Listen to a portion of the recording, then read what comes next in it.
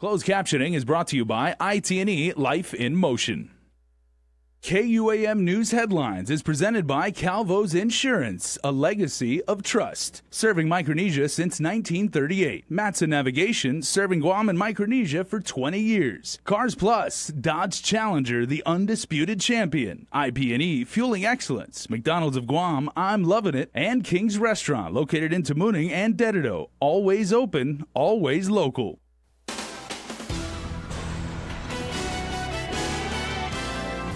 He's very well known and very well respected. The church brings a mediator on board to work out the allegations of sex abuse cases filed against multiple priests. Also tonight, an investigation is underway after an ethics complaint is filed against Guam's congressional delegate. And a woman with a pregnancy disability is fired and now takes her former employer to court. Half day and good evening. Settlement is back on the table, at least for a majority of these sex abuse cases lodged against the Archdiocese of Agana and possibly the Boy Scouts of America Council. Here's more from today's proceeding at the District Court of Guam. Majority of the cases of clergy sex abuse filed in the District Court of Guam have been put on hold. On Friday, Judge Joaquin Menabusan granted a motion to stay for over 70 civil cases. His decision followed news that parties have secured a mediator, Oregon-based retired federal judge Michael Hogan. Archdiocese of Agana legal counsel John Terlahi and plaintiff's attorney David Lujan expressed great confidence in their chosen mediator. He's very well known and very well respected. He has done hundreds of cases involving child abuse and dioceses around America. And so because of that, we reached out to him. Both parties reached out to him to see if he was willing to do the mediation process. He's a great mediator, so he should be able to resolve. Hogan will be on island from October 30 to November 3rd to address the claims, including those filed in the Superior Court of Guam. Well, they're going to attempt to address as much as possible. If more days are needed, more days will be used. According to his website, Hogan retired as a judge to become a full-time mediator. He's mediated thousands of disputes, including sexual abuse cases. Though Hope and Healing Guam was established to address sex abuse cases, in court today it was noted they'd provide mainly pastoral care to victims. As reported, all victims who call their hotline may avail of free counseling services at the expense of the church. While majority of the parties are on board with mediation, Archbishop Anthony Apron's attorney Jackie Terlahi reiterated that her client will not participate in settlement talks until his canonical trial in Rome is complete.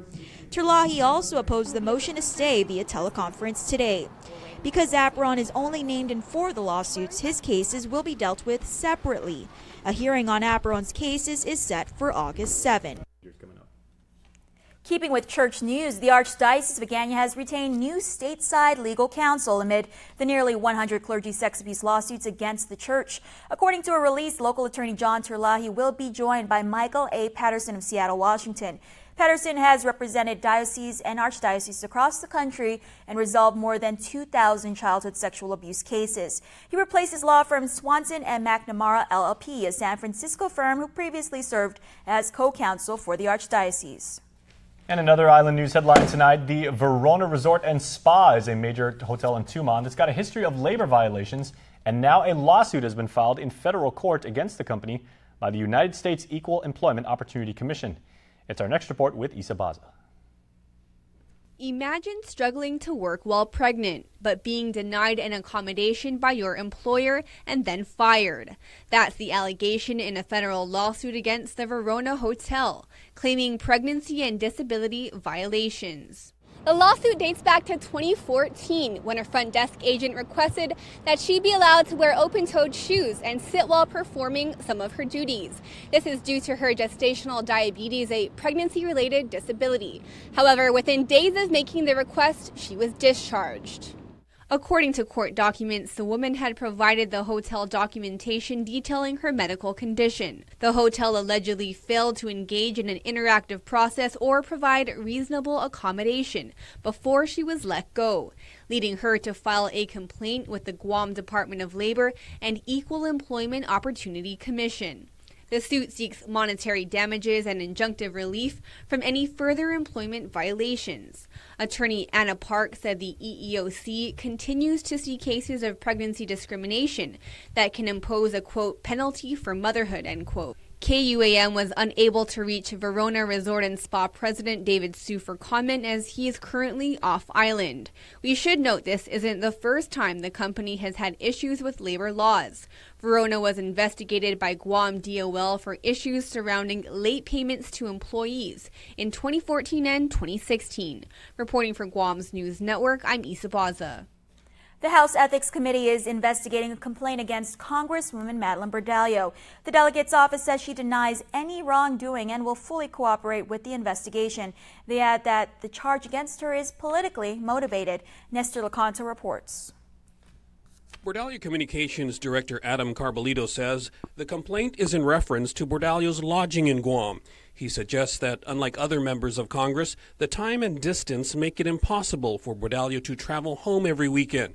Carbolito writes in an email that, as such, she has leased her house in Guam and stays in an apartment owned by her sister.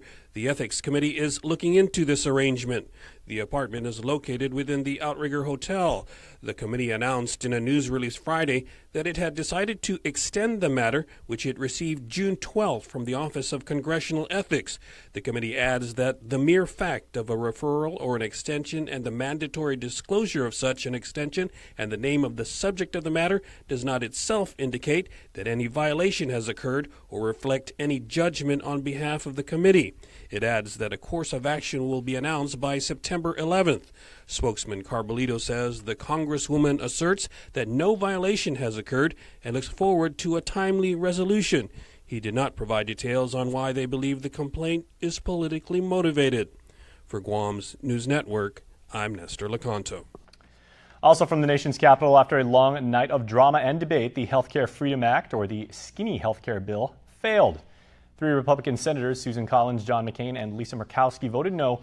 McCain urged his colleagues to seek a bipartisan solution. The 49-51 vote dealt a major blow to President Trump, who made repealing Obamacare a key promise of his campaign. No newcomer to controversy, the Guam Housing and Urban Renewal Authority. This time, it's GHURA former board chairman David Sablan, as well as commissioners Cecile Suda, Deanne Torrey, Rosie Blas, Roland Selvage, John Elau, and GHURA executive director Michael Duenas under fire. The group is charged with violating the open government law and conspiracy for alleged secret meetings held beginning in 2011. Admissions from board members to investigators revealed commissioners would meet for, quote, working sessions to determine how they'd vote during meetings, including how they'd facilitate the award of $4.1 million in tax credits under a low-income housing tax credit program. KUAM spoke to Mr. Sablan, who says, "We have nothing to hide, and there's never been a reason for us to have secret meetings. Our work sessions are always